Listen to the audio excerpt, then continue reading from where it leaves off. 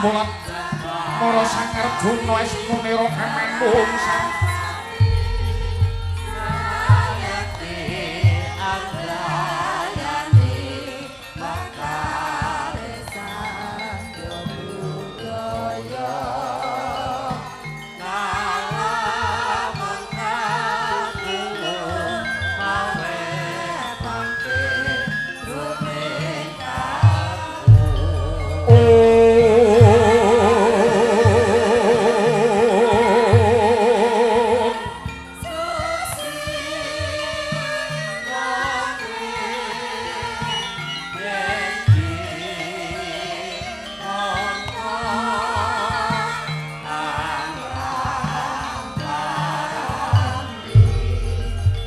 kasebat dingeng bungsu nirang padha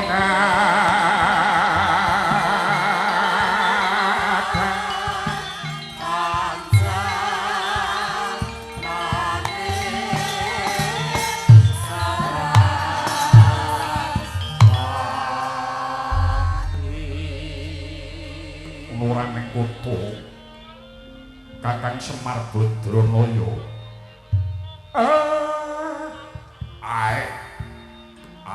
megegek uget-uget sadolita mbah nuwun mangke Tandara menawi kula tingali ketingal sungkawa jroning penggalipun momongan kula Ndara Janaka monggo Gus kula aturi paring dawuh menapa ingkang dipun raosaken mbok menawi abdipun Semar mangke saged ngudari menapa ingkang dados gembolaning manah ndika Ndara Janaka swawi kula aturi paring dawuh dhateng ingkang abdipun Semar Badranaya nggih Ndara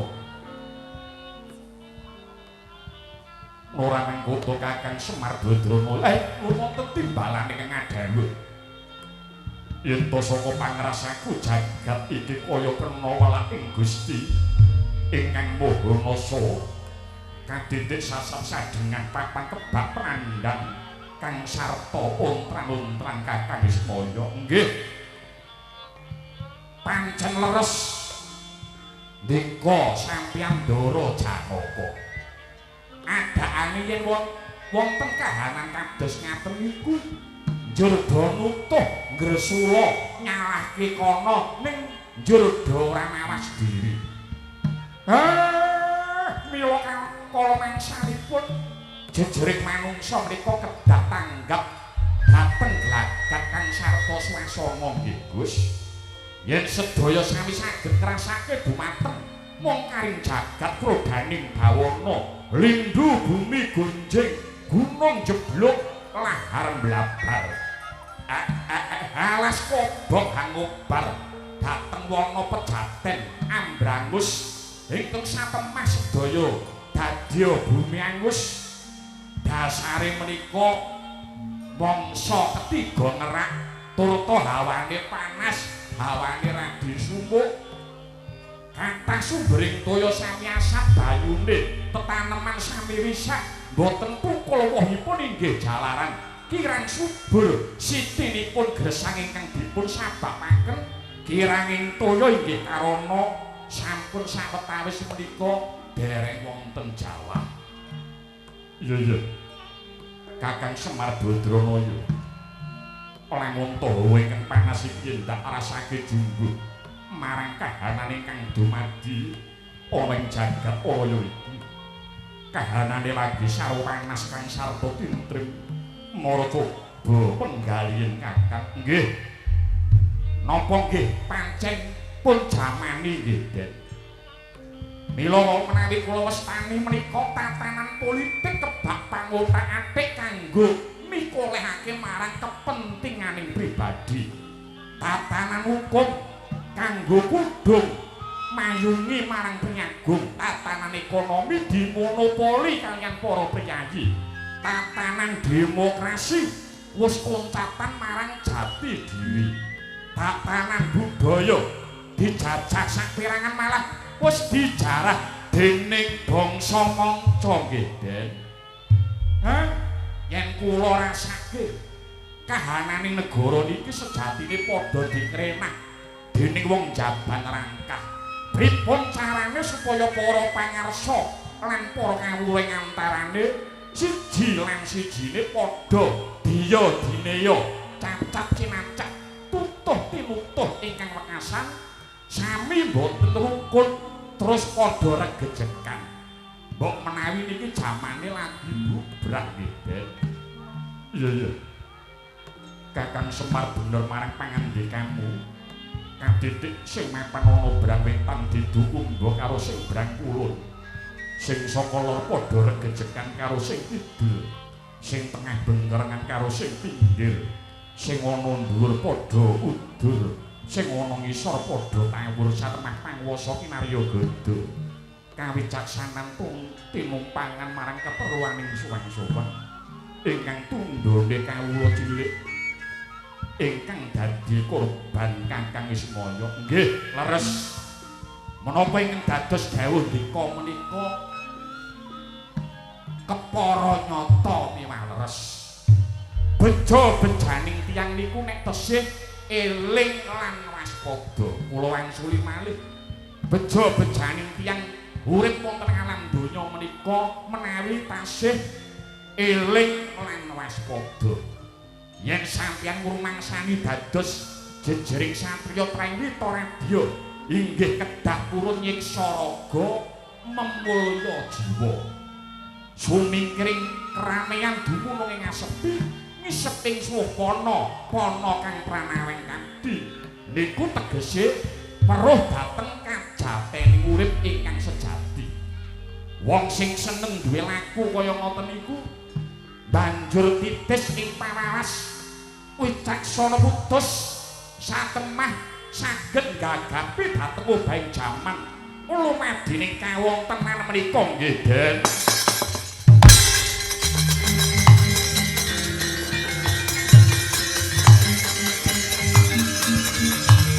Kuncang kanjeng langit olah-olah katon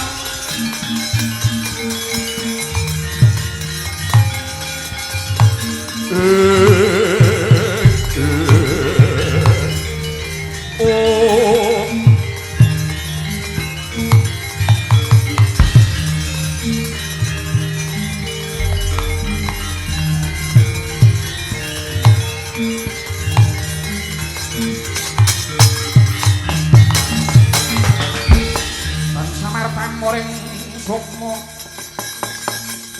sinuk maya wenah ya ing asabe sinimpen tolong ingkang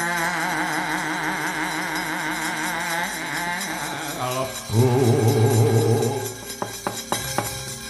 sinimpen tolong ing kalbu panggokaning warana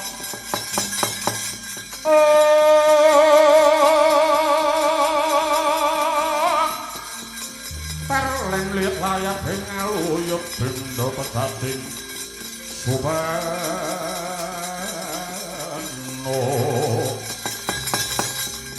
sumo-suping ora sojati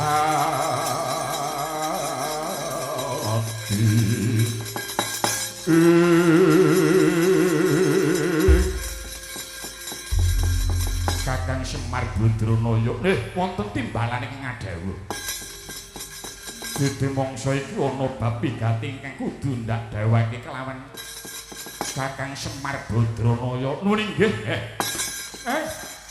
Lajeng bab perkawis mengapa monggo kula aturi paring dawuh dhateng ing abdipun Ismaya nggih Gus. Nalika semono wis ngancik Eka Candring rikalungguhan iki Janaka nampa marang sasmitaning Jawata Lemonto Dewa bakal matedhake kanugrahan ya wahyuning kamulyan ingkang sinebut Wahyu Tirta Suci. Wahyu kamulyan ingkang nami Wahyu Tirta Suci. Iya pancen kepala nyata. Sajake niku wahyu enggal niku. Dereng nate medal wonten daerah mriki. Sakiwa tengenipun Wahyu kamulyan nggih Wahyu Tirta Suci. nanging Kakang Semar kados pundi? Kudu ana syarat-sarana ingkang kudu ndak wujud dina iki. Lajeng syaratipun menapa monggo kula aturi paring dawuh. Wahyu bakal bisa ginayuh. Kudu lantaran Ratu Titi sing Bathara Wisnu ora ana liya kejaba. Emong Koko Prabu Sri Bathara Kresna Kakang. Nggih, nggih. Mugi Gusti ijabahi nggih, Gus.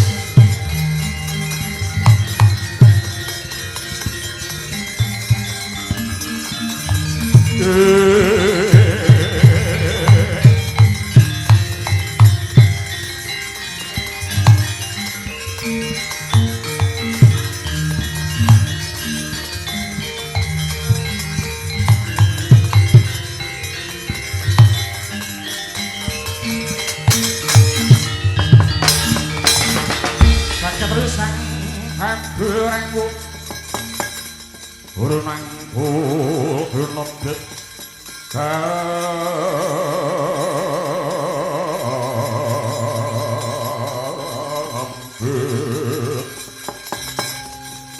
Tosang Rotmaning Bawono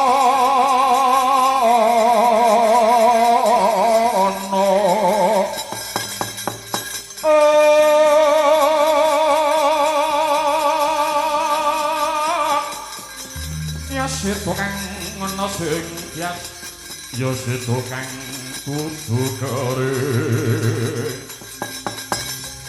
ya seto kang walang hati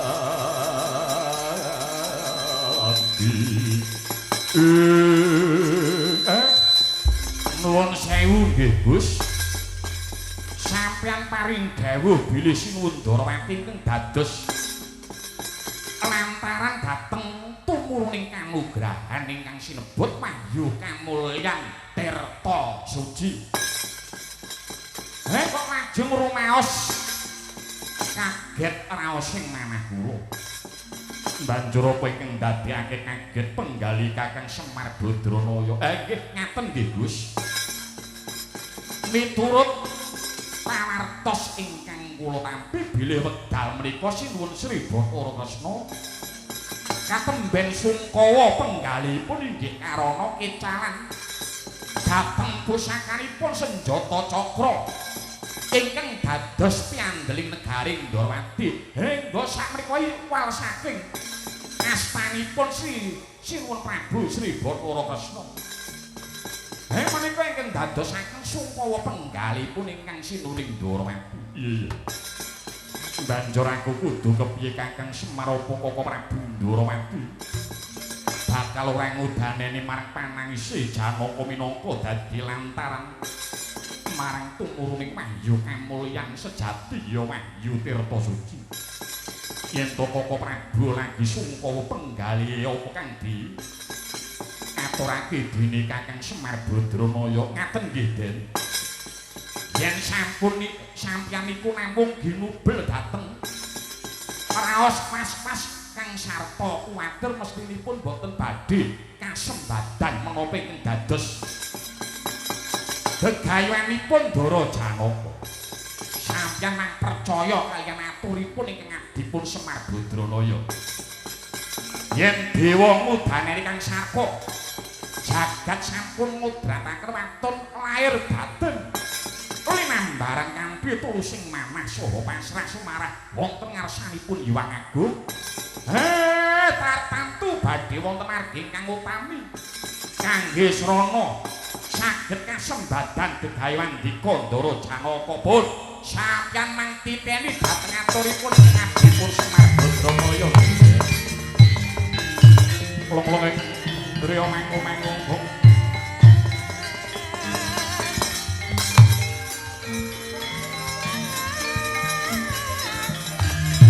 mangung kandhang primang lirin kok ampo kandhut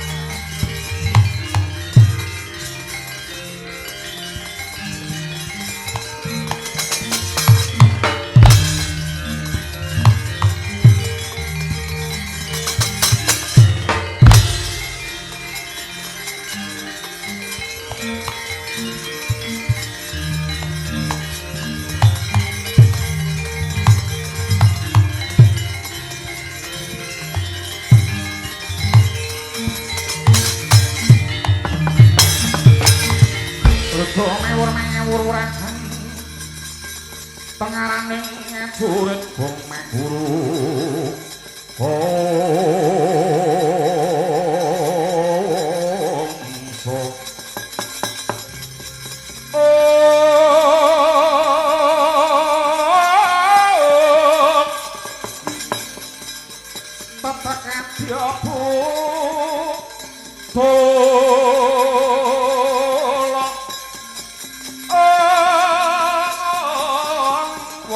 Panjriting Torangges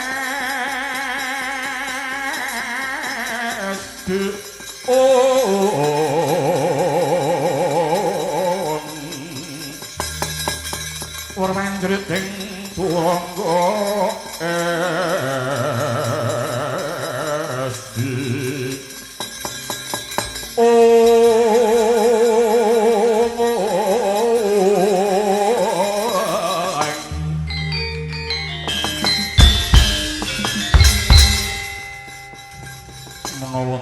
padake iki kaya putreku bocah bagus Bambang Wisanggeni ingkang sumusa marang pun Rama ana madyaning wana banjur ana wigati apa nggir bocah bagus mara tumlinggal matur bocah bagus ya Kanjeng Rama Janaka aja kaget penggaling Rama Janaka kalawan Siwa Semar Badranaya sejatine pekaku papan kene nganti ndak rewangi munggah gunung mudhun jureng mlebu jroning mana iki ya bobote Wisanggeni ngapa dawuh saka Siwa Prabu Puntadewa Ngamarta wigatine aku diutus supaya ngupadi marang tindake Kanjeng Rama Janaka dene wis ngancik Sabta Candra ing rikalungguhan iki Kanjeng Rama Janaka ora kepareng maraksawana ing negara Ngamarta kumpul marang para pepundhen Pandhawa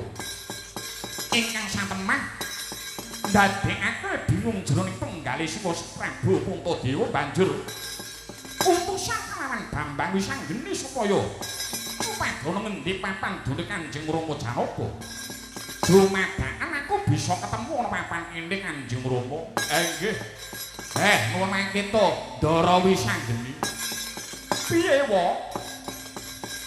keparenga kula nyuwun palinahipun Ndara Janaka kula badhe matur wonten ngarsanipun Ndara Wisanggeni ya kula badhe paringa dawuh Siwa Semar Badranaya nggih ngaten nggih Den menapa sababipun Ndara Janaka menika kisah saking negari Ngamarta ingkang wekasanipun tanpa pamit tanpa pamit dumateng para kadang Pandhawa ing mliginipun Sinuwun Prabu Puntadewa jalaran ingkang Rama Ndara Janaka gadah gegayohan ingkang luhur ingkang inggih wekdal sakmenika dereng saged kelampahan Den lho Kanjeng Rama Janaka apa bener ingkang dingendikake dene Siwa Semar Badranaya iki mau iya ora mengkutung nggih Wisanggeni kepara nyaturi Kakang Semar Badranaya pun Rama bakal nyadung tumurning anugrahan wujuding wahyu kamulyan ingkang sinebut wahyu tirta suci Jawata bakal maringake kanugrahan kanthi sarana kelantaraning Ratu Titis Bathara wis ora ana kejaba liya embung Kaka Prabu Sri Bathara Kresna Ndwarawati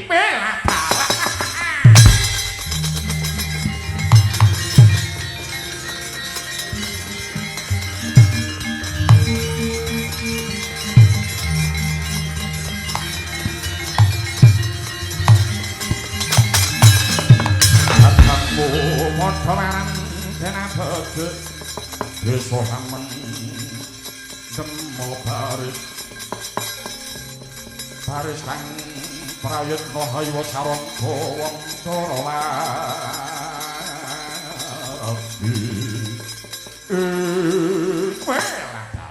ya yen kaya mangkono Wisanggeni aja mbok anggep kaya bayi wingi sore sanadyan Kanjeng Rama ora paring dawuh marang anakku Bambang Wisanggeni nanging aku wis tanggap marang Sasmita dina iki mara tumuli lelan ana anakku Wisanggeni kang saged dadi putra utusane Kanjeng Rama Janaka sowan marang negara Ndarawati jer nyatane Kanjeng Rama Janaka ingkang wis ukir marang jiwa ragaku aku minangka dadi jejering anak kudu bisa nyangkul marang pakaryaning wong tuwa ideping atiku kena kanggo srananggonku misungsung ngaturake bektiku kelawan Kanjeng Rama Janaka mul kang sawe iku dina iki tumuli pengestana anakmu wis anggeni Kang Sarta Lilanana dina iki aku bakal budhal marang negara Ndarawati Kanjeng Rama cukup ngenteni papan kene kelawan Siwa Semar Badranaya yen pancen kowe mengkono ingkang ndok karepake pun Rama bakal ngilikake apa kang dadi kekarepanmu nggih wis anggeni ya yen to pancen kowe mengkono aku njaluk pamit lan njaluk pangestu malah dina iki wis anggeni bakal nganti kelawan para kadang putra pranahan Pandhawa liyane iya ndak sangoni karajan muga kalis ing Rubeda nggih wis anggeni Siwa Semar aku njaluk pamit ya wa nggih ingkang prayitna ngantos-antos mugi kasembatan menapa ing dados sedya mandika Ndara Wisah yang langaning alam wanat lor kandang sareng dener kekoneng sureng sorotan padang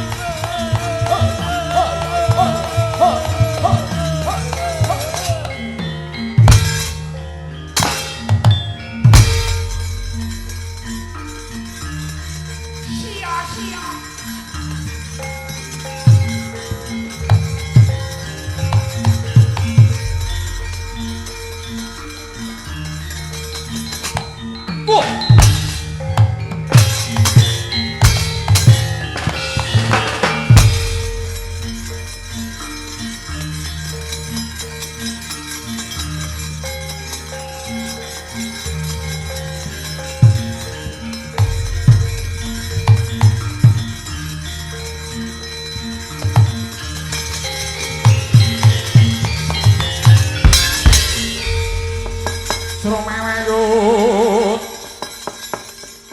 sang yaksendra pura ora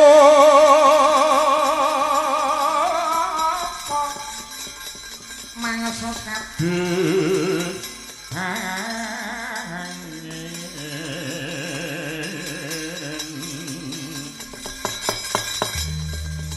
pang sempat keprapal silo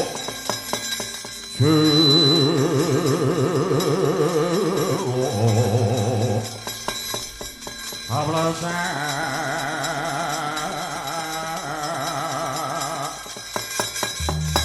satoluma yo mangungsi kagwat kaguru kan joko-joko bumi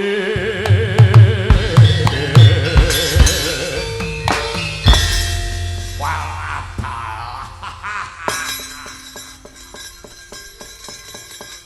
reca manik sejatining alam kang tinuding ing jagat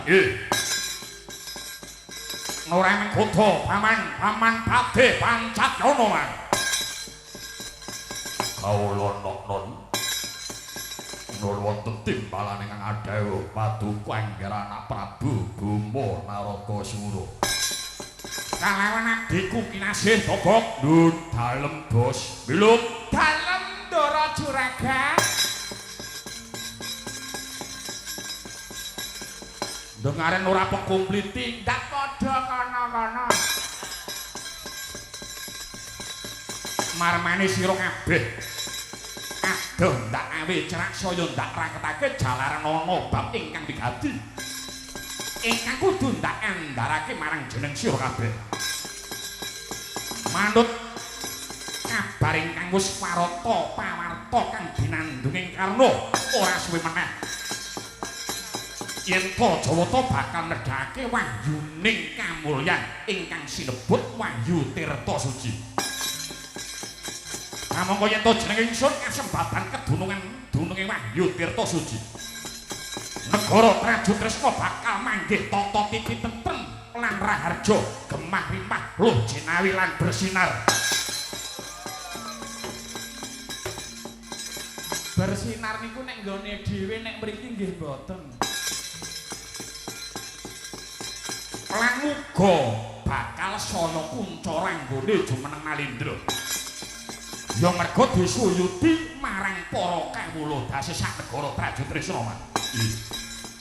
Menawi punika saestu dados nering sedya paduka monggo nggih. Keparenga enggal kabudidaya murih saged anggayuh wujuding Wahyu Tirta Suci kula. Nanging paman, nanging kados pundi nggih? Isih ana syarat-syaratane ingkang kudu ndak pinangkani. Wah. Lajeng syaratipun punapa monggo kula aturi paring dawuh. Anggonku iki kanggone Bima Narakasura kuwi tinemu gampang. Nanging ya merga wahyu mau bakal bisa ginayuh watone sing dadi lantarane ya kuwi ratu kang dadi titi sing Sang Hyang Bathara Wisnu. Kamangka wong sak donya wis mekseni ulumeng jagat kurep ing langit yen to ratu ingkang dadi titis sing Bathara Wisnurana kejaba ya wong atuh aku Kanjeng Prabu Sri Bathara Kresna waladala.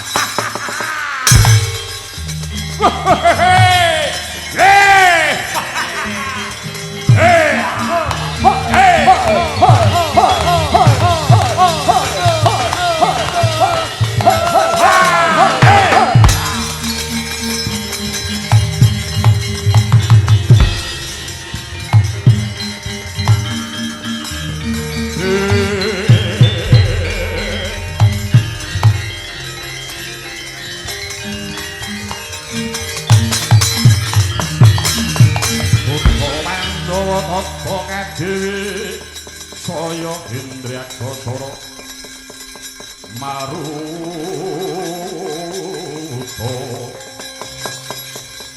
Bawana Bana Margana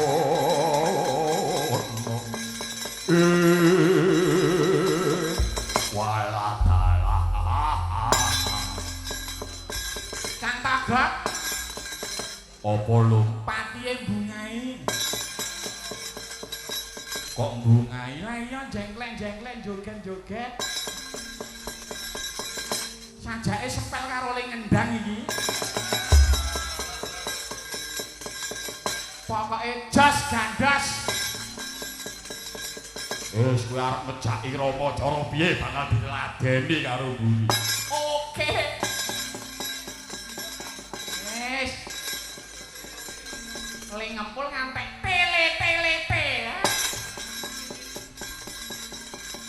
kowe iki angger keturutan sing dadi senenganmu kok ngumbungae. Nyambut gawe iki yo ngene iki. Pokoke sepel karo mburi. Ha iya. Menawi mekaten bebasan suwe mijet kowe ngranti. Tartamtu badhe gampil anggen paduka gayuh wahyu punika. Nggih, bener man. Mula selak ora sabar rasane atimu kepingin ninggal suwen. Marang Kanjeng Rama Prabu Sri Bathara Kresna supaya wahyu enggal jinaluk lan kaparingake marang jeneng ingsun kanthi mangkono bakal kasembadan apa kang dadi sedyaku man iya menawi tetela mekaten boten langkung isaken dewe keparenga kula badhe sumela matur sinuwun kowe bakal matur apa Gong ingkang naminipun tiyang golek wahyu niku kedah dilambari kanthi niat ingkang tulus pinuku kanthi laku brata genturing tapa miwah tak kuning panembah. Lah sampeyan niku dadi ratu pados wahyu mawon kok rumaos kula mung golek penake dhewe. Mung arep njaluk karo wong tuwa niku pripun niku cacakan cara pundi? Peh sing dadi lantaran tumurune wahyu ingkang Rama Prabu Kresna. Lah kok paduka mung arep ngatung paribasane tenguk-tenguk nemu kethuk. Lho ora idem kok. Yen ana dalan sing luwih kepenak ya kuwi sing bakal tak tempuh wadone bakal bisa kasembadan apa kang dadi sedyaku uripku kelakon mulya tapa brata ki nggo abrak apa bel gedes apa piye itu namanya mencari jalan pintas wong arep mulya kok ora gelem rekoso mongko gegawean sing luhur kuwi rek kudu nganggo proses sing panjang arep weruh kukune ya kudu aja wedi karo gatele uler. Pengen alus iki ya kudu gelem diamplas. Apa-apa kok mung golek cepet mung golek cepet. Niku cara pundi? Pol-pole nek cepet del niku amblese nggih cepet. Nah. Nyenenipun wong niku duwe gegayuhan, duwe prinsip alon-alon watone kelakon. Ora sanggege mangsa sakadare laku cangkemmu meneng kok. Aja gambleh kowe beluk. Trimo meneng. Kowe gedibal aja ngendon-ngendoni marang rasaku. Kula niku kalih belung niku mung elek-elek kok. Ditampi nggih matur nuwun mboten napa-napa. Pawan aja wedi kangelan dina enggal meranata baris. Cepat Ratna Wadyabala ingkang supaya nderekake laku kuswan ngadhep ana ngarsane Kanjeng Rama Prabu Sri Bathara Kresna. Nggih. Menawi tetela mekaten boten langkung wiswaken dawuh lajeng benjang menapa. Halelan budal mawat wonten Garindrawati tundha dina kurang rayoya. Ora ketang colok lintang sambung obor tumuli budal dina iki kaya dening lakuning Cundaka.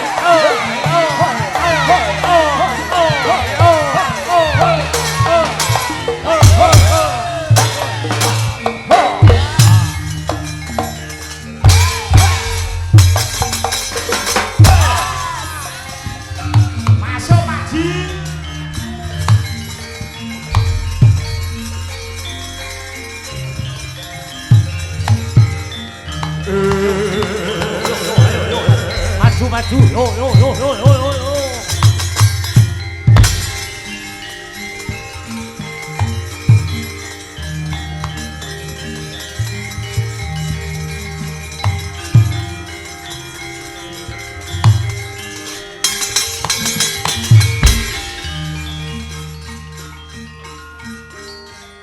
Kota Mandala Tara Dewi Saya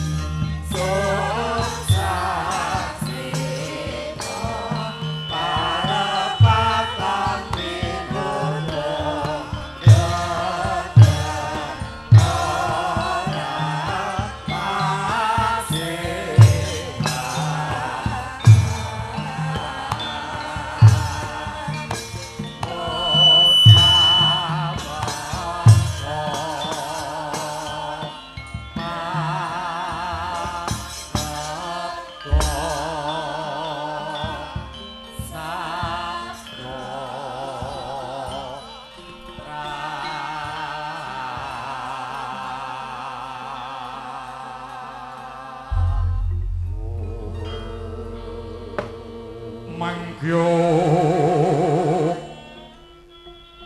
darajating praja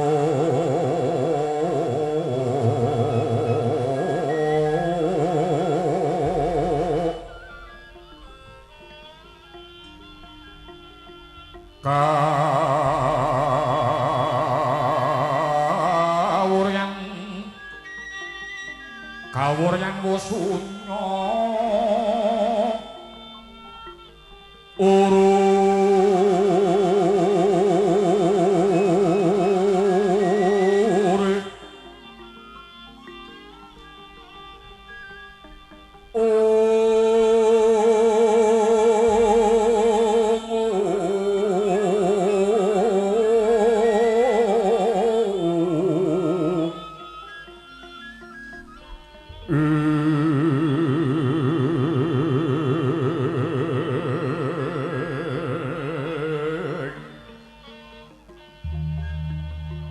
Ururah pangrahing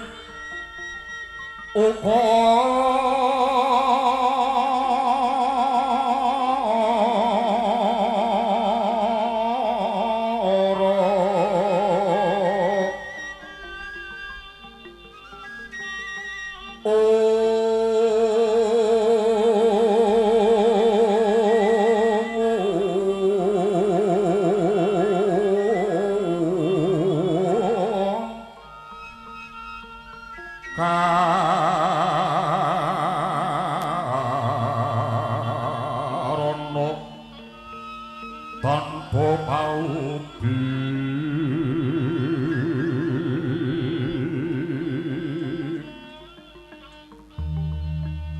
hati lara silas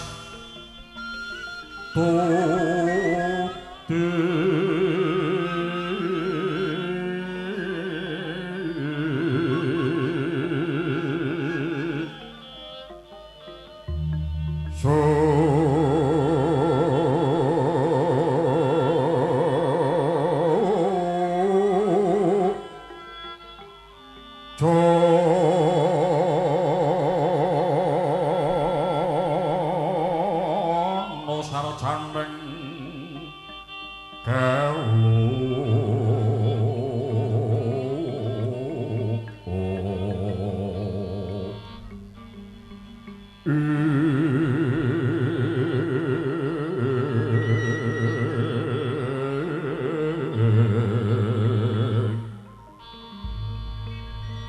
kalumluning kala tidha-tidhem tandaning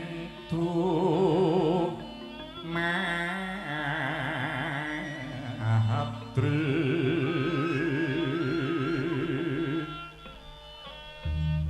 ordaning radening karuban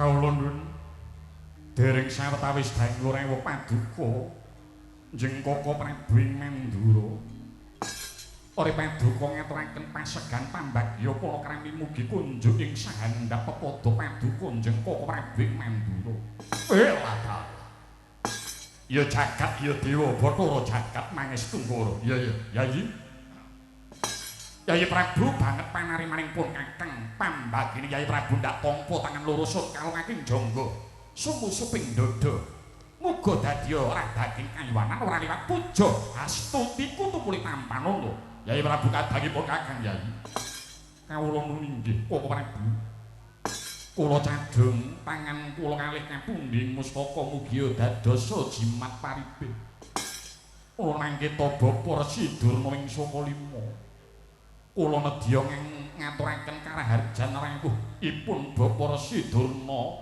ing saka 5 tumuju dhateng negaring Ndorowati. Blebuduk manyor-manyor. Hawala trik kanthil buntuti kisah. Nuninggih gara anak Prabu. Reja swanipun ingkang bapa ing saka 5 boten langkung puja pangastananipun ingkang bapa katur wonten ngarsa paduka anak Prabu Sri Bathara Kresna. Kawula nuninggih sampun kula tampi mugi andayanana dhateng gesang kula Bapak Resi Durna. Mumangke to Siwa Prabu ing Mandura nadyan kula putring Panenggaruda pun Harya Samba ngaturaken pangabekti mugi kunjuk wonten ngarsa paduka Siwa ing Mandura. Ya. Anakku bocah sigit, bocah Jentara Samba wis tak tampa. Sira ngaturake pangabekti marang punapa pangestuku tumuli Tampanana Samba. Kawula nok nggih. Kula cadhong tangan kali kapundi mustaka mugi dados jimat paribé. Kula mangke to Koko Prabu.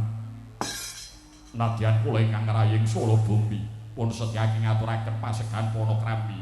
Pangabekti kula kunjuk wonten ngarsa paduka Jeng Koko Prabu Mandura. Ya. Yayi, setyaki wis tak tampa. Sira ngaturake pangabekti marang pun Kakang Pangestuku Tampanana setyaki. Kawula nok nuninggih. Kula tampi asta kali kapundi wonten ing Lungaya mugi dados cahya nur cahya. Koko Prabu. Menawi kula raosaken rawuh paduka ketingal sumangka pengawek bojro kados wonten karya ingkang wigatos. Hambuk bilih kenging kawedaring kathah mugi kababarna. Kula nedya ngamlungaken jangga nilingaken karena midhanget dhateng sabdanipun Jeng Koko Prabu Mandura. Anjrah ingkang puspita harum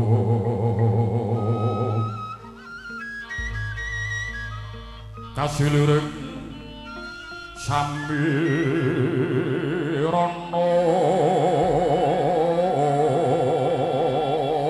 mrek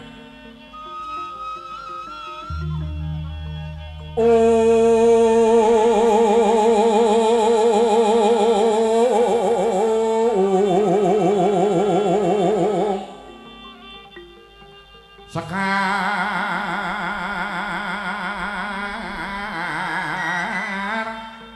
kadung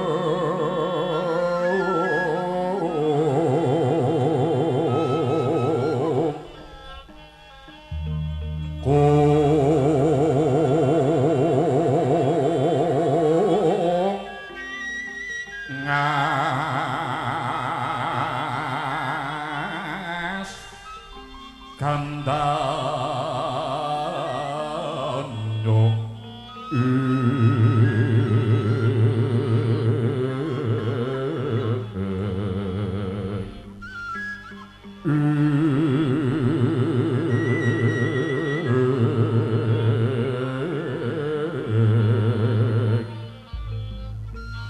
mawe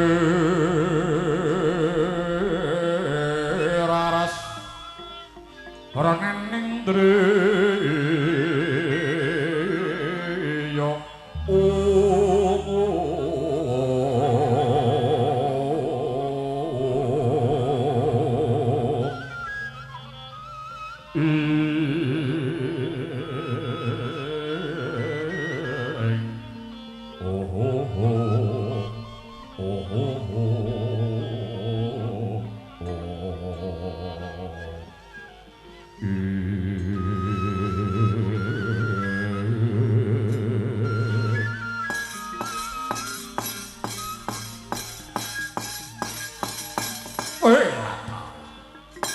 ya jagat ya dewa Bathara jagat mangestu kula Yai Prabu kadangipun Kakang Yai marang teken jagut suku Jajahan numpang keli kaya-raya pun Kakang prapta marang negara Ndorowati iki ya sabab pun Kakang nampa marang panangise kadang wanom Yai Prabu Duryudana ning negara Ngastina yen to pun Kakang supaya matur ana ngarsane Yai Prabu Ndorowati dene wigatine bakal minta sanjata pitulungan marang Yai Prabu Sri Bathara Kresna. Nggih, Koko Prabu. Lajeng menapa ingkang kedah kula aturaken wonten ngarsanipun Yai Prabu Jaka Pita ning Ngastina Koko Prabu. Yai. Lamun wektu dina iki negara Ngastina lagi ketaman pagebluk Mayangkara. Tegese pagebluk ingkang gedhe ingkang satemah larang sandang kalawan wangan katempuh praharaga ingkang nekani ana negara Ngastina ing wektu dina iki. Oleh bluk udep manyar-manyar. Nuni ngger. Anak Prabu Sri Bathara Kresna leres sedaya ingkang dados dawuhipun Sinur Prabing Mandura ing wekdal dinten samangke. Bilih wekdal sakmenika negari Ngastina ketaman pagebluk Mayangkara kathah taneman ingkang sami risak. Satemah boten tuwuhipun inggih awit kiranging toya saha awit kathahing apa ingkang risak dhateng tetaneman kala wau. Ingkang satemah kathah para kawula ingkang nandhang sakit enjing sakit bendalu dumugi pejah. Bebasan larang sandang kaliyan pangan kathah bencana alam wonten papan pundi kemawon wasana kathah korban ingkang sami pejah wonten ing negari Ngastina ing wekdal dinten samangke. Mila saking menika nggih Anak Prabu ewaya anggenipun Anak Prabu Jaka Pitana ngusabani dhateng rengkaning praja Ngastina.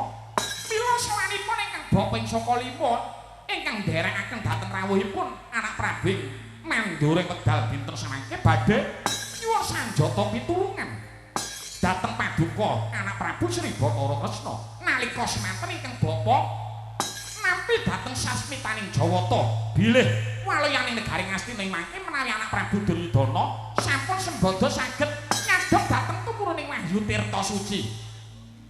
Dhateng tumuruning Wahyu Tirta Suci. Kamangka Jawata sampun paring dawuh ingkang dados lantaran dhateng tumuruning Wahyu kala wau namung paduka Anak Prabu Sri Bathara Kresna. Mila saking menika nggih monggo daya-daya keparenga paring pitulungan dhateng lekasipun Anak Prabu Jaka Pitana ing negari Ngastina wekdal dinten samangke. Yai Prabu bener apa ingkang dingendikake Bapa Resi Durning Sakalima dadi cetaning prapaning pun kakang ana negara Ndarawati iki bakal nyuwun sanjata pitulungan marang Nyai Prabing Ndarawati ingkang supaya minangkani apa ingkang dadi kersane Nyai Prabu Duryudana lumantar pun kakang ing Mandura iki Yai. Sri Baladewa Narpati duwe naris Wara Kresna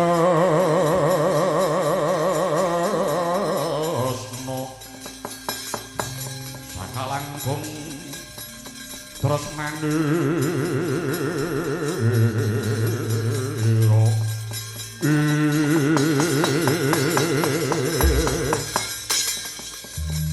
mring sang hyang bangun jinawi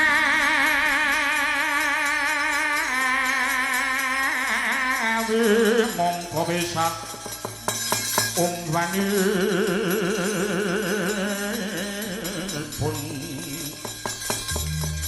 mila tansah tanyo warga mila tansah tanyo warga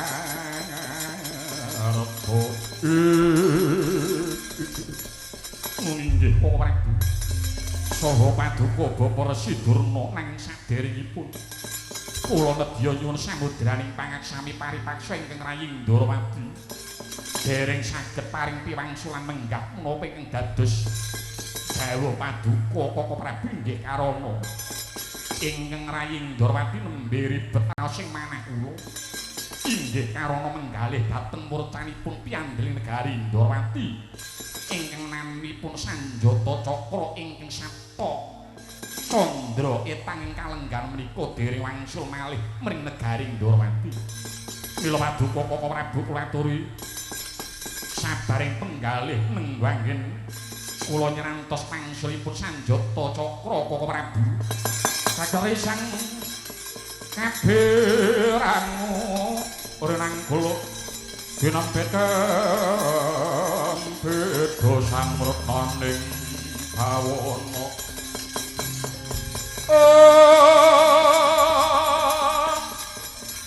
Dosang renaning bawana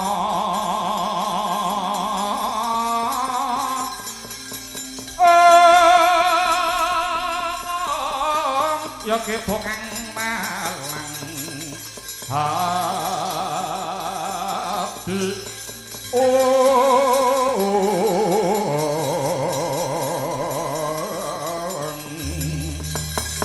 seto kang ana sing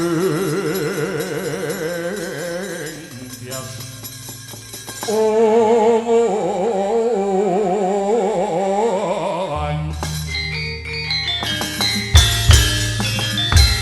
Pokok mengkono tidem jroning pasewakan agung negaring Ndorowati datan ana ingkang nyabu bobe midhangetaken dhateng sabanipun Srinata ngagunging Ndorowati Prabu Sri Bathara Kresna Goreng surat pagelaran Jawi wonten biswanipun duta saking Kasatra Madukara nenggih Bambang Wisanggeni grajak-grajak minggah mring setinggil negaring Ndorowati dados kaget jero galing Srinata Prabu Sri Bathara Kresna Lomeng driya manggung kandha hanriman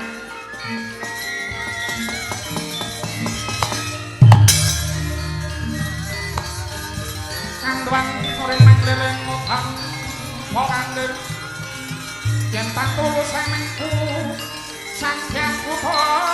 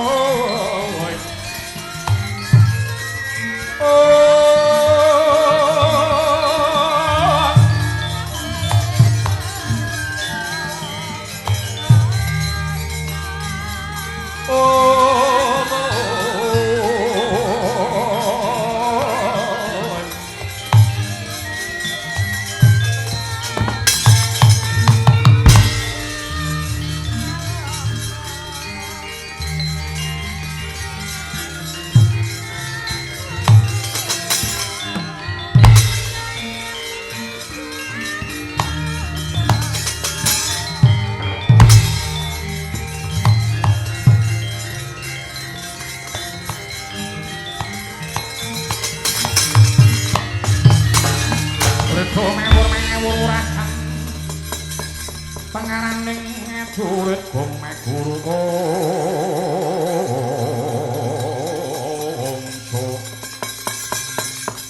tetengah dia botolam yang bodoh kang kegitir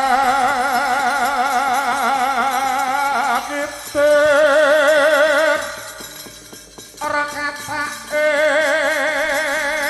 engkang dodol layu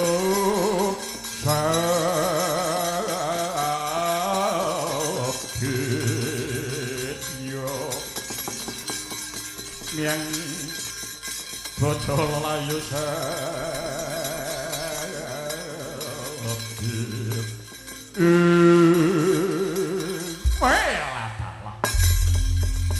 ambek pasang Kalimantan tinebihna tulak kalawan sarik luputna sabu dendaning Bathara Siwa Prabu Kresna aja kaget ya wa aku anakmu Bambang Wisanggeni ingkang sowan ana negara Ndorowati kene wa ora mengko Tongger Wisanggeni padha winantu Karaharjan sowan ana negara Ndorowati ya antuk pangestune Siwa Prabu Kresna Raharja samangku bektiku katur ya wa iya wis ndak tampa sira ngaturake pangabekti marata muli pangestuku tampan ngono ya Nger ya pangestune Siwa Prabu wis ndak pundi muga dadi jimat aripe wah Wisanggeni padha becik sak tekamu goreng Ndorowati kene Nger Wisanggeni lho iki Siwa Mandura ya ya slamet tekaku ora ana alangan sawijapa bektiku katur ya wa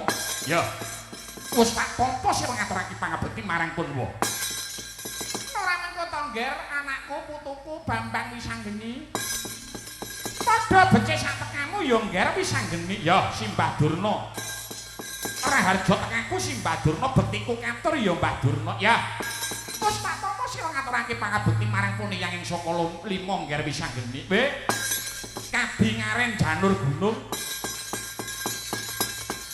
Simbah Durna prapta ning negara Ndorowati layak to layak sadurunge aku sowan ana negara Ndorowati iki mau aku sejatine wis mampir ana saka 5 lho iya. Kamangka Simbah Durna prapta negara Ndarawati. Ya, pancen saka 5 iki mau suwung sing ana mbahmu wedok. Oh iya, pancen bener. Aku teko ning saka 5 sing nemoni aku mbah wedok ning mburi omah mung bengi ngeh. Peh mbahne wujude jarane kok dipadake apa wae.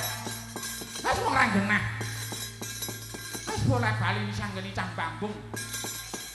Iya, ngadi ngaren swanira marang negara Ndarawati banjur ana wigati apa para tumlinggal matura. Iya nggih wis sanggeni. Ya cekak aos ngaturku ya wa. Swanku ana negara Ndarawati aku dapur minangka dadi kongkonan. Ya kuwi utusane Kanjeng Rama Janaka bakal njaluk sanjata pitulungan. Marang Siwa Prabu Ndarawati anggone Kanjeng Rama Janaka bakal nyadhong marang tumurune kanugrahaning Jawata ingkang sinebut Wahyu Tirta Suci ya wahyuning kamulyan. Kamangka dewa paring sasmita. Wahyu bakal bisa ginayuh dening Rama Janaka waton kudu lantaran ratu ingkang dadi titis sing Sang Hyang Bathara Wisnu. Kamangka lumeng bumi kureping langit iki ratu ingkang dadi kekandanganing Sang Hyang Bathara Wisnu. Ora ana liya mung kejaba Siwa Ndarawati. Mula dina iki uga aku nyuwun marang Siwa Prabu Ndarawati supaya nglonggarake marang penggalih supaya paring sabiyantu marang Rama Janaka. Mula dina iki ndang wangsulana. Aja suwe-suwe margake ndang paringa dawuh marang anakmu Bambang Wisanggeni ya.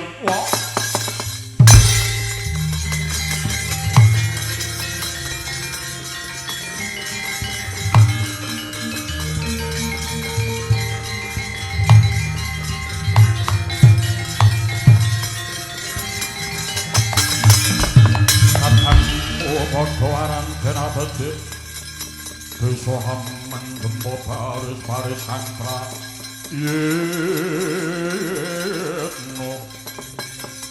Ayo sarang tawang Ndarawati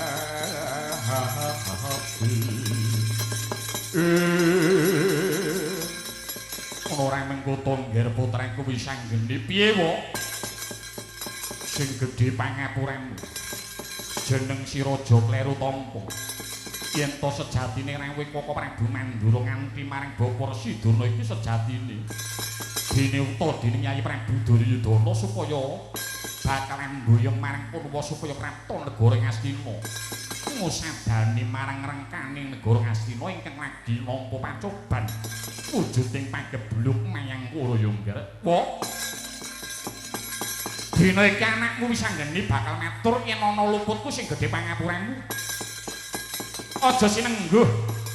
Suwenku ana negara Ndarawati iki bakal golek dadakaning pasurayan kuwi babar pisan ora. Nggih. Saiki para gage penggalian kanthi kawicaksanan. Saiki Wisanggeni bakal takon. Yen to Siwa Prabu Duryudana kuwi sapa lan Kanjeng Rama Janaka yen to karo Ratu Ndarawati kuwi kepernahapane. Yen to dionceki sepira to katresnane lan bektine Rama Janaka lan uga sepira to lelabuhaning para sata Kurawa. Wisanggeni ora teges kaya wara ki babar pisan ora. Tak kira jagat wis nyekseni yen to Rama Janaka anggone ngantrake rasa bekti. Kalawan Siwa Prabu Kresna wis ora kurang sawijaka janji ana ngendi? Ana ngendi papan ana Prabu Kresna mesti janakane ora bakal keri. Kabeh wis padha nyumurpi ning to Janaka kuwi ipine Ratu Ndarawati bebasan. Curiga lan warangkane. Ing atase adine ipe bakal duwe gegayuhan lah kok malah kok ngarep trima ngebotke Kurawa ki nalare kepiye? Lah kok marang mung trima arep ngebotke Ratu Prabu Duryudana ki karepmu piye? Apa ora kelakon dilokke wong sak jagat? Para winasus wis paring dawuh. Sing jeneng wong urip ana ing alam donya kuwi kudu nganggo ngelmu titen arepa pinter njara langit. Yen ora nganggo ngelmu titen kuwi klebu golongane wong bodho. Kanthi dasaring kaya mangkene. Wisanggeni niteni marang watake para Kurawa mligine Siwa Prabu Duryudana. Wiwit biyen Kurawa kuwi senengane mung gawe congkrak, mung gawe dardak.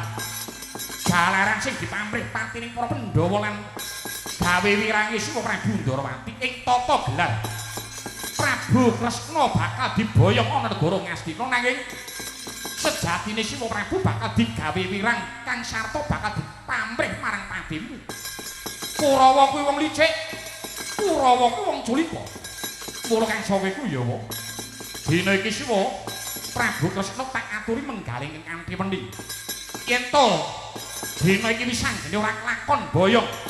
Siwa Prabu Kresna wis anggene bakal ngrubah beksa bebasan ana tetembungan. Rawe-rawe lantas malang-malang putung aja meneh mung menungsa lumrah sanadyan to dewa. Mudhun ana papan kene bakal babak. Wah, bangsat elek wah. Hei, wis ngene. Wah.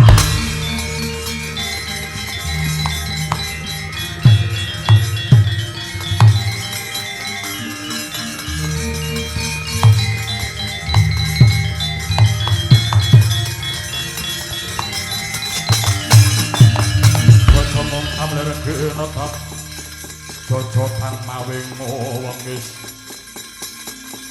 kumejot agoning lati sinabet perang segedeng metu tahanan. Wah, bangsat elek wis ngene. Prayoli binantang bis marani lampet kuwi jagat gelag-gelag bun paresman jajalana. Ana dawuh apa sing Mandura nimbali marang anakmu wis ngene wis ngene. Yen to pancene bapakmu Janaka bakal njaluk sanjata pituluan kelawan Kyai Prabu Sri Bathara Kresna. Kena ngapa bapakmu ora sewan ana negara Ndorati wong trima kongkonan karo diapur mungkin nalare kepiye? Wis ngene. Para gagil lek mau mripatmu jareng gobokmu. Menawa kowe bakal boyong Kyai Prabu Kresna, para gagil pikir nganggo nalarmu sing duwe wewenang boyong Kyai Prabu Kresna kuwi Baladewa tinimbangi diapurku. Kyai Prabu Kresna kuwi sedulurku dhewe. Kejaba Kang Sawa iku aku sedulure tuwa cara carane wong antri. Luwih dhisik Baladewa ngepraptana paman kene tinimbang diapurmu wis anggene. Lho, mengko dhisik. Wis anggene arep takon. Siwa Mandura rawuh ana negara Ndarawati mau duwe sedya kok. Wis anggene. Ya sebab Baladewa dijaluki sanjata pitulungan kelawan Kyai Prabu Duryudana. Kenen boyong Kyai Prabu Kresna marang negara Ngastina. Yen ngono sampeyan ora beda kelawan wis anggene. Ya mung trima dadi kongkonane Ratu Ngastina Siwa Prabu Duryudana. Ya pancen takon. Baladewa teko negara Ndarawati iki mung dadi utusan Kyai Prabu Duryudana. Lah rak apa to? Lah rak apa to? Pagene ya mung rumangsani. Dek kuno kok kluputi Rama Janaka yen to nganggone suwan negara Ndarawati mung trima kongkonan kelawan anake lanang. Kulo yen guneman kuwi dipikir aja maton bisa ucap bak keparat perang to. Kowe wani kalawan Ratu Mandura lho. Sing tak wedeni apamu? Sing tak wedeni apamu? Maton wis anggene bener ora bakal wedi karo sapa wae sanadyan to Siwa Mandura kuwi. Minangka dadi jejering wong tuwa yen tau kesandangan luput. Wis anggene dadi jejering bocah enom duwe kewajiban ngelingake marang wong tuwa. Wah, yang sat elek mbok raidem.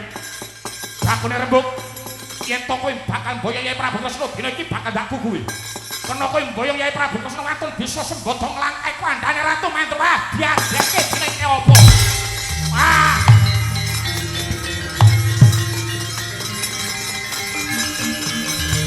Sri Baladewa Narwati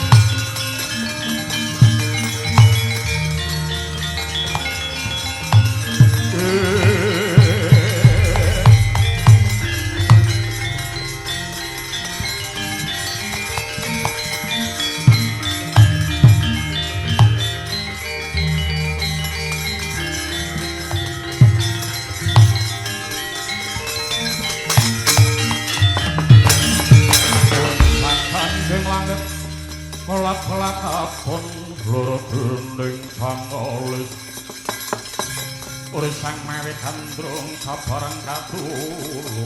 Ratu Mandura apa tak kena tak ugemi gunemane Ratu Mandura. Aja dikira wis anggene jirih getih wedi mati. Yen to sampeyan sumbar bakat lakon boyong Siwa Prabu Kresna watun bisa nglangkai kandhane Ratu Mandura. Ya. Mumpung iki sowan ning dukut alit ning bangsal kene saiki mulu mau tak langkane saiki. Wah. Lagi ya enak wis arep langka-langka mbok yo ngenteni anake turu dhisik. Wah, ora ngerti wayah. Mbuh redep. Simbah Durna kowe meneng aja kaken wuwus. Wah, menungso kurang to. Yen kowe sing iman karo nyawamu luwih becik kowe minggat to saka paman kene. Kupung dadi, durung dadi batang ana ngarepe Ratu Mandura. Lho, lah kok wani nundung wis anggen iki dasare opo? Siwa Mandura ana kene iki tamu wis anggen iki ya dayoh. Ora ana padha-padha tamu kok nundung dayoh ki cacakan pranatan cara ngendi? Siwa Mandura disuguhi wedang segelas, aku ya segelas. Wis anggene disuguhi darang sepiring Siwa Prabu ya sepiring. Dasare lawuhe cocok tur mertu bandeng lah kuwi. Kamangka sing jenenge bandeng kuwi senenganku. Nek bandeng cara kene iki enak rasane beda karo nggon aku kono. Mung bedane yen Ratu Mandura kuwi arep imbuh kuwi pekewuh ning nek watake wis anggene mijer tanduk dasare lawuhe cocok. Oh, redep. Yang kene rembug kowe kudu minggat saka wawan kene. Yen kowe ora guguk kelawan ucape Ratu Mandura tegese kowe ngajak aduh kasepen atau sing balung kulit kulit.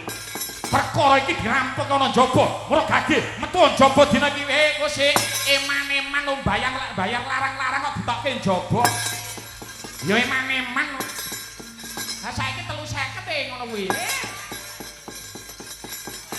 Ditokke njaba ki ya eman-eman. Oh, ya. Dadi cetane arep jajal marang kasektene wis anggene to. Ya, dina iki bakal tak dadaki. Ibarat mung nyabrang kali wis tekan tengah-tengah saiki golek paman sing jembar. Mila nggon nombo apa nggon ciut, nggon petengan apa nggon pedyangan, nggon garingan apa nggon telesan wis anggene ora bakal.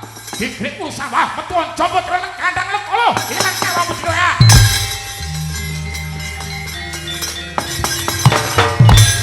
Wis marani langsung penting saged lakon budi kasemanik sakelarat iki Ratu Mandura yang ana prayolit nantang. Tak. Ah! Wah! Geger. Wah!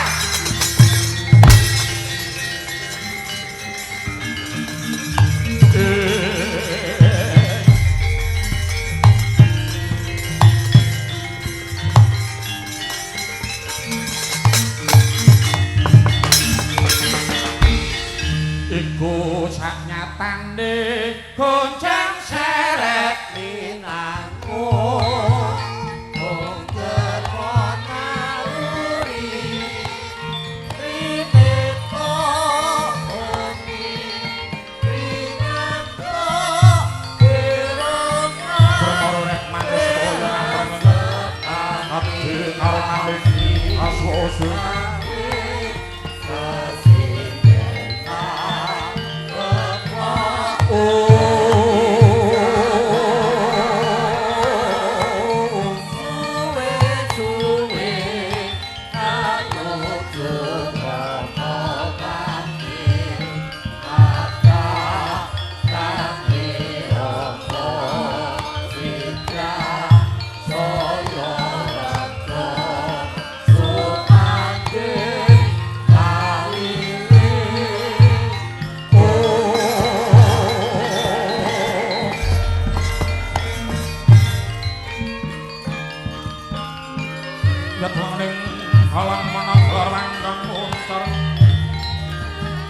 Dinolar kekoneng surem sorotan baganya solan pacar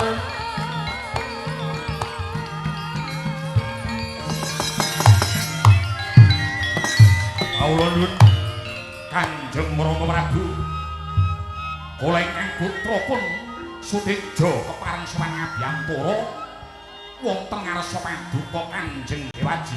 Iya ulup Sudikja akarya cingak lan karya kaget marang penggalipun Rama Ngger parang wigatining sedya mara tumulinggal metura bocah bagus. Nggih Kanjeng Rama sewu lepat nuwun samudraning pangaksami anggen kula semang wonten ing negari Ndarawati menika persajan kemawon badhe nyuwun sanjata pitulungan kaliyan paduka Kanjeng Dewaji. Bilih wekdal menika negari Traju Trisna katembang ketaman pagebluk Mayangkara. Ing satemah kuwuhaken kathahing korban ingkang mapan wonten negari Traju Trisna kathah para kalawuh kula ingkang sami pecah. Mila saking menika Kanjeng Dewaji kula nampi dhateng sasmitaning Jawata negari Praja Trisna saged mentas saking penandang kala menawi Kang Putra pun Suteja saged sembada nyadong tumurune kanugrahan ingkang sinebut Wahyu Tirta Suci. Sasmita ingkang kula tampi Wahyu saged tumurun kedah mawi lantaran inggih menika ratu ingkang dados titising Sang Hyang Bathara Wisnu. Boten sanes kejawi namung paduka Kanjeng Dewaji mila saking menika Kanjeng Dewaji monggo keparenga kula aturi mudaneni dhateng panyunipun ingkang putra pun Bama Naraka kula Kanjeng Rama.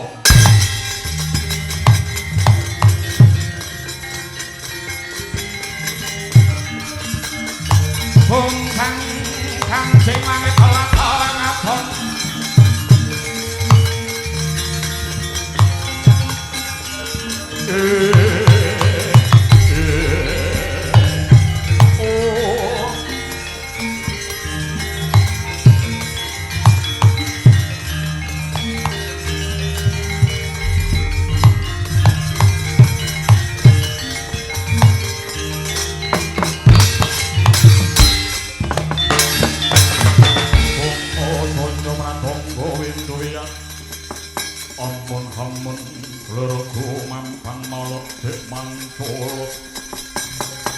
Kudu sing sewang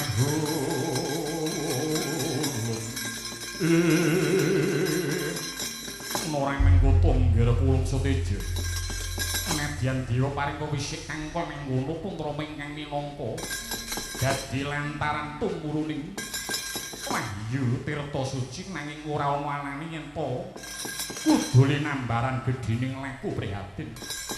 Yen to kepengin awet wahyune jeneng sira kudu gelem nglakoni ingkang tegese kudu ditebus kanthi laku lan tapa brata senadyan to wahyu mau bakal tumurun kanthi lantaran marang pun Rama nanging yen to jeneng sira gelem nglakoni tetek kitapa brata wahyu kuwi mau bakal awet dumunung marang negara ing Praja Trisna. Wah Kanjeng Dewaji kula menika ngrumaosi menawi dipun dawuhken tapa brata menika kula boten kiyat. Nona kita Dewaji. Kula ambali sepisan malih atur kula ngajeng. Menawi paduka kersa minangkani dhateng panyuwunipun ingkang putra pun Suteja menawi paduka boten keduga minangkani paripaksa negari Ndrawati badhe kula damel sungsang bawala bali Kanjeng Rama.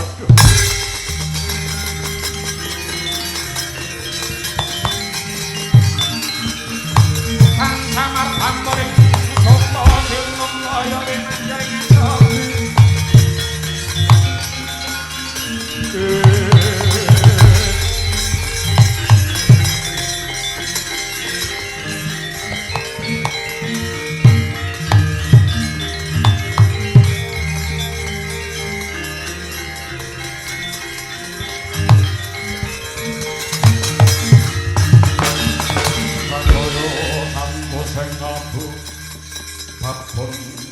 kuning Yasudi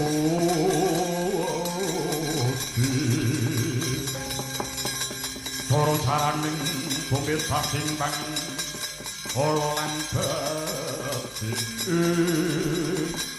sing sareh yo nggir kesusu wis ana arep ning endi. Wah dayanipun jarum super menika marang semangat. Ana tetembungan anak polah bapa kudu kepradak. Sampeyan kersa menapa mboten mudaneni dhateng panyuwunipun ingkang putra pun Bama Naraka Sura. Iya. Pun Rama bakal minangkani apa ingkang dadi sedyamu. Pun Rama bakal munggah ana kanyuwangan sowan ana ngarsaning Jawata. Minangka lantaran tumurune wahyu lan wahyu kuwi mau bakal ingsun paringake marang jeneng sira Ngger Suteja. Wah wah ngaturaken denging panuwun Kanjeng Dewaji. Ho ho ho ho ho ho ho.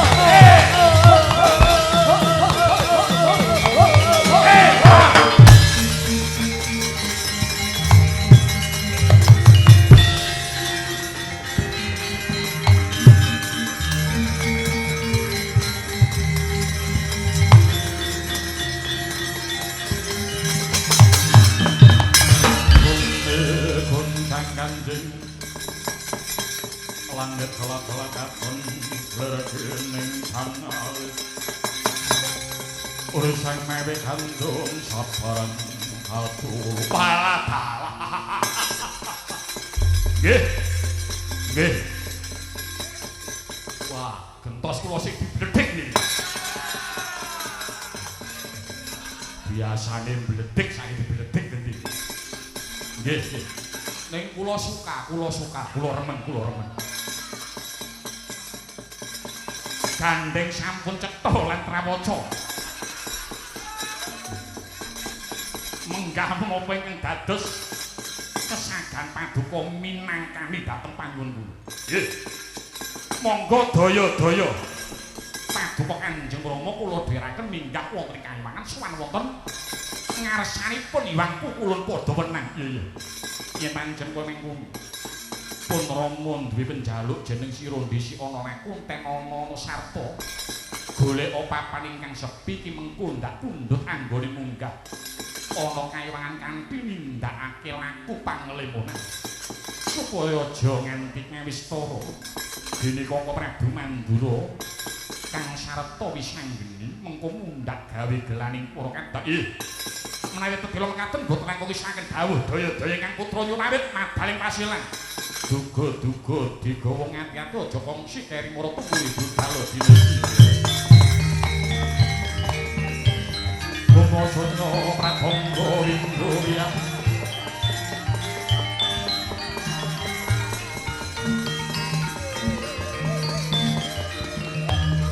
Angon-angon lergo mampang malep dengan colok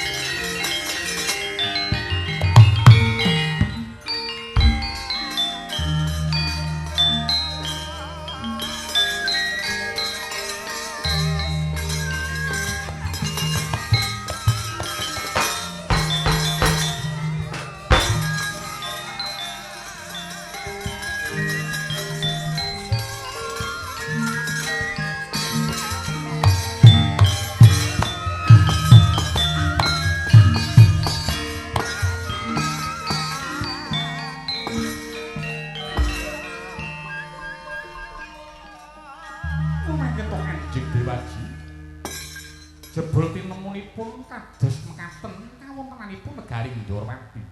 Iya nggih sombong. Mbok menawa kodrating lakon kudu manggene mula Kanjeng Rama kudu nandhukake marang kawicaksanan, kudu nenggoni marang bebener. Nggih boten langkung ispaken dawuh. Yai Setyaki.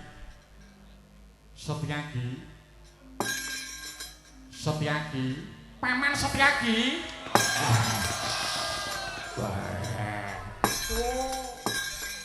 Ngono ndek numpak bis milih kursi ngarep dhewe. Jebule mung arep turu. Goleki kresek.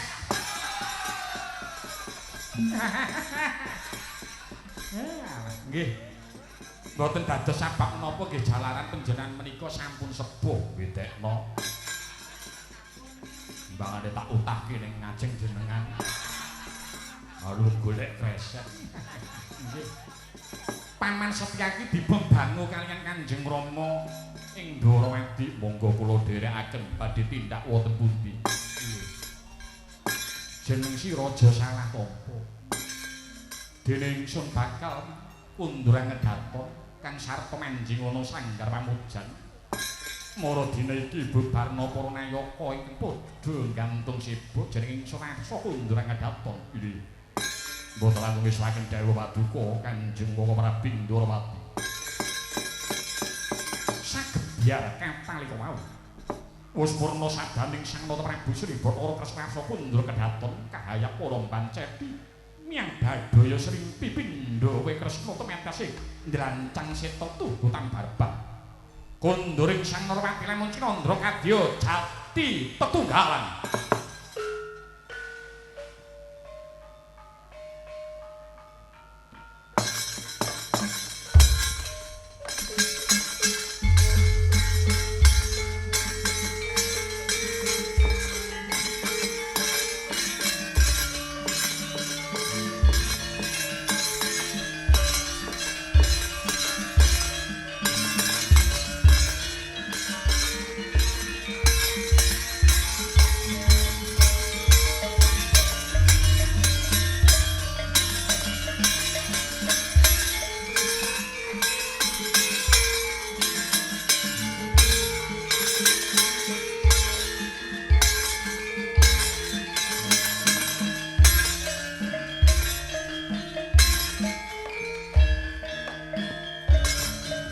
Oh